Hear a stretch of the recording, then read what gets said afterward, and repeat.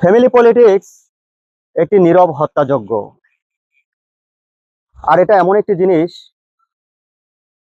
যার সাথে ঘটবে একমাত্র সেই জানবে, সেই বুঝবে এটা কতটা যন্ত্রণাদায়ক। এছাড়া বাইরের কোনো মানুষ সেটা বুঝবে না।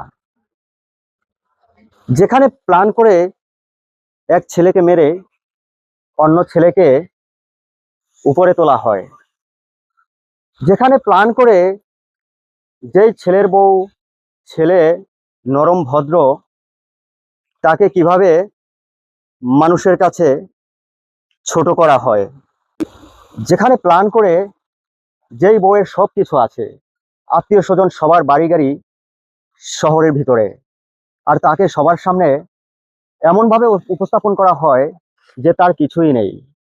যেই ছেলের বউ সবসময় আত্মীয় স্বজন থেকে শুরু করে সবাইকেই ভালো পজিটিভ চিন্তা ভাবনা করে, তাদের কাছে মিথ্যে অপবাদ দেওয়া হয়, আরো ইত্যাদি ইত্যাদি অনেক কিছু।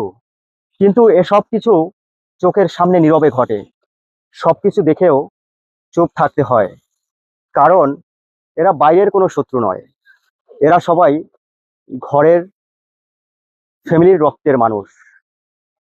ইয়েস। আর যেসব ঘটনা ঘটে না, নয়ন ভাই সেসব ঘটনা নিয়ে কথা বলে না। আল্লাহ হাফেজ।